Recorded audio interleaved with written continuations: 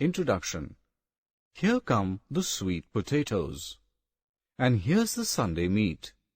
I guess we must be ready now to eat, eat, eat.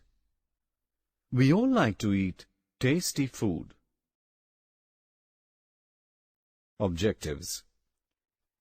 At the end of this lesson, you will be able to define food, tell sources of food, know about the protective food, differentiate between vegetarian food and non-vegetarian food.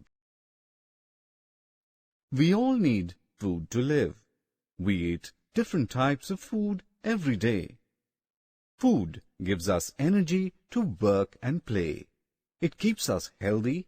It helps us to grow strong. We get food from plants and animals.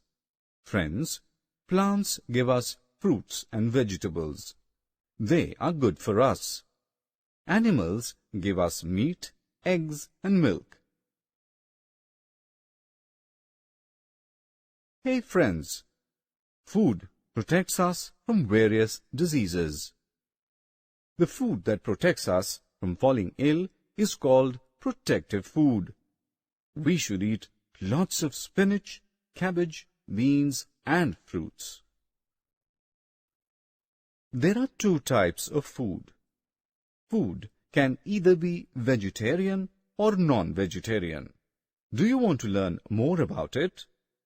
Come, let us learn. Fruits, vegetables, milk, and all milk products are vegetarian. Generally, we get vegetarian food from plants.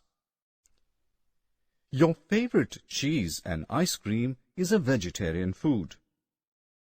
Eggs, chicken, meat, and fish are non-vegetarian food. We get non-vegetarian food from animals. Summary. Let us have a quick look on what we have learnt. Food gives us energy and helps us to grow. We get food from plants and animals. Protective food protects us from diseases. Fruits, vegetables, milk, and all milk products are vegetarian food. Eggs, chicken, meat, and fish are non-vegetarian food.